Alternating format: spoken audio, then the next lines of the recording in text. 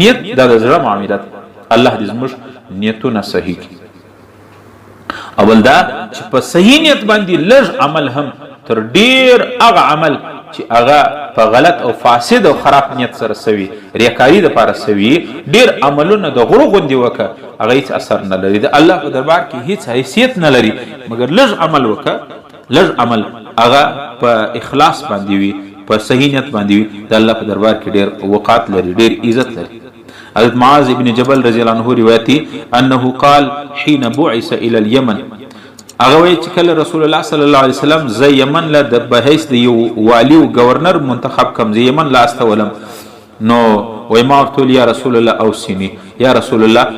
مسافر می استه یو خاطر می استه نو وصیت را توکل نبی علیہ السلام رتول قال پیغمبر علیہ السلام فرم اخلص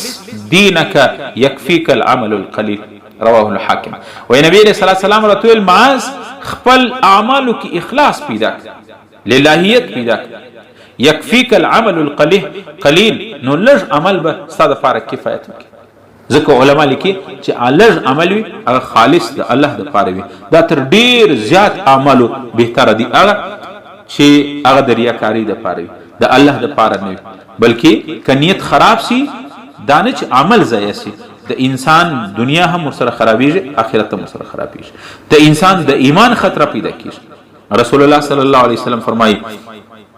چې څوک لمونځ کوي حالانکه لمونځ څونه غټ عبادت دی چې د هغه الله رب العالمین د هغه فرض په اسمانو کې فرض کړی دي او د نور ټول عبادت په مځکه باندې راغلي دي. نبی علیہ السلام فرمایي من صلى یرائي فقد اشرک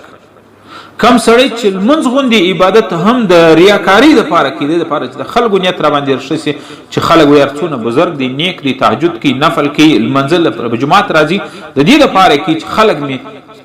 وستایي خلق می تعریف وکي. رسول الله صلی الله علیه وسلم فرمایي فقد اشرک دې سړی شرک وکي د الله سره مخلوق شریک. ومن صام یرائي فقد اشرک څوک چې روزي د دې لپاره نشي چې خلق می تعریفونه وکي یاره دا سړی ګردو مري روزي دو میاشتې څونه روزي نشي. نبی صلی الله علیه وسلم فرمایي چې څوک روزه د دې لپاره نشي چې په خلکو کې اعتماد پیدا کړي په خلکو کې ځان په بزرګ باندې معرفي کړي رسول الله صلی الله علیه وسلم فرمایي چې دا سړی شرک وکي.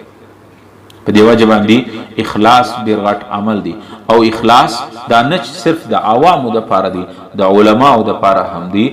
د علماو دپاره د دینداره طبقې دپاره بیا اخلاص ډېر غټ بنیادي کردار لري.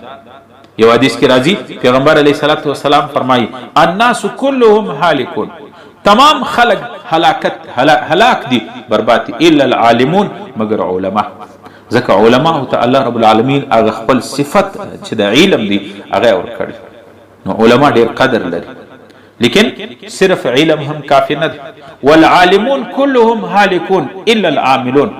او علما هم ټول هلاکت ته رسیږي مګر هغه علما چې په خپل علم باندې عمل لري. الله رب العالمین دې موږ ته په خپل علم باندې عمل نصیب کړي. رسول الله صلی الله علیه وسلم سره یو صحابي پوښتنه وکړه یا رسول الله بدترین په دې مخلوق په دې کائناتو کې په دې انسانانو په دې مخلوق کې د ټولو سره الله په نيز بدترین انسانان څوک دي؟ نبی رسول الله ول د بدترین سوالونه مکوه بدترین په انسانانو کې بدترین علما دي چې د خپل علم په تقاضا باندې د خپل علم په مقتضا باندې عمل نه کوي ور معلوم دي حق و نه حق ور معلوم دي مګر بیا هم د قرابت په وجه باندې د خپل یو ذاتی مفاد په وجه باندې حق ځین پټي حق نه وای. ایو حدیث کې راځي چې دا ګونګي شیطان دی هغه عالم چې د حق په ځای کې د حق ضرورت دی چې دا سړی حق وای حق ښکاره کوي خپل علم مقتضا مطابق لیکن بیا خاموش دي دا ګونګي شیطان. نو ځکه نبی علیہ السلام والعالمون كلهم هالکون علما ټول هلاکت ته قریب دي الا العاملون مگر هغه علما هلاکت بنی کامیاب دي چې دوی په خپل علم په مقتضا باندې عمل کوي. الله دې موږ ته په خپل علم باندې د عمل توفیق نصیب کړي. الله مې دې بې علم نه کړي الله مې دې په هغه علماء سو کې نه شاملوي په نیکو علماو کې دې مې الله شامل کړي. والعاملون كلهم هالکون او اعمال کول هم دا ډیر پابندي غواړي ډیر زیات د حفاظت غواړي. عمل کول آسان دي لیکن عمل محفوظ کول عمل خوندي کول عمل د قیامت په ورځ د ترازو در تلې پورې رسول د اخلاص غواړي. والعاملون كلهم هالكون او عاملان چې څوک عمل کوي دا ټول هلاک دي الا المخلصون مگر هغه کسان چې اخلاص لري.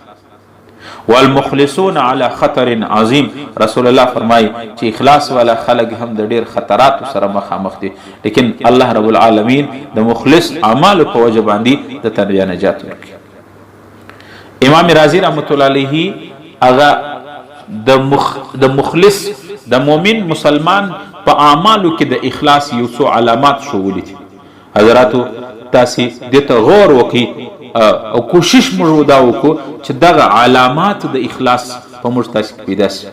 امام رازی رحمت الله علیه وایي چې د مخلص د اخلاص عمل دادی یو مؤمن چې یو عمل کوي، یو انسان چې عمل کوي خالص د الله رب العالمین مرضا به وي، د الله رضا به مطلوب وي، د الله سما سوا د بل چا رضا د بل چا تعریف به مقصود نه وي. او دویم علامت دادی د مخلص چې د الله ما سوا د خپل عمل بدله به د بل چا څخه امید نه لري. کوم عمل چې دی کی د هغه بدله به د مخلوق سره نه غواړي. یو چا سره شو وکړ بیا د نور ته چې ما نو تاسو سره دونه ښه کړي تا نو ما سره بیا څه وکړ، دغه اغزما د شو بدله د چې اوس دی را سره کوي. پښتانه وایي ښه مه کوه بد نشته، دا خبرې غلطې دي. نبی علیه الصلاة والسلام امام رازی رحمت الله علیه فرمای د مخلص د اخلاص چې کوم عمل دی په اخلاص کې د هغه یو علامت دادی چې د مخلوق سبا امید د بدله نه لري چې بیا به خلق ماته د دې بدله راکړي ولی ما خشوع سره کړي. حدیث کې راځي حضرت عائشہ رضی الله عنها هغه له چې کله به مسکین او غریب رالی د کور دروازه به وټکوله، غریب یم وږی یم کومک وکي. حضرت عائشہ رضی الله عنها به هغه ته ډوډۍ یا د خوراک یو شی به ورکي، منځ ته به ورکي چې دا ور غریب ته ورکه. هغه چې به ورکي غریب به دعا ورته وکړله، الله دې خپل دا صدقه قبول کړه، الله دې د جنت خوراک نصیب کړه. حضرت عائشہ به پټ امین وویل. کوم دعا چې هغه فقیر و دې ته کړې و هغه دعا به حضرت عائشہ هغه ته وکړه. هغه منځ یو ورځ ورته ویله چې اما عائشہ هغه غریب ته صدقه ورکې خیرات ورکې، هغه دعا درته وکړي، هغه چې کوم دعا کړې ده ته هغه دعا هغه ته هم وکړي. دا به څه معنا ولی حضرت عائشہ رضی الله عنها ویله چې زه نه غواړم چې زه د خپل عمل بدله د دې سړي څخه په دنیا کې واخلم، بلکې زه چې کم کار خیر می کړی دی کم صدقه می کړی د دې بدله زه غواړم چې په میدان محشر باندې پوره الله ما ته راکړي. د چې ماته دعا وکړله مالدینی دا د دعا چې ماته دا دعا کوي دا زما د دې خیرات زما د دې صدقې بدله نشي، نو ما ودته هم د دعا په بدله کې دعا وکړله، نو د زما دعا او د دعا به سره ونشي او هغه ما چې کم صدقه او خیرات کړي د هغه بدله به قیامت کې محفوظ وي، الله رب العالمین به په شرګه باندې د هغه بدله و ماته راکړي. امام رازی رحمت الله علیه لیکي چې د اعمالو د مخلص سړي د اخلاص علامت دادی چې د خپل نیکی او د خپل صدقې د خپل خیرات د خپل همدردی د خپل نیک اعمالو بدله به د مخلوق سره نه لري.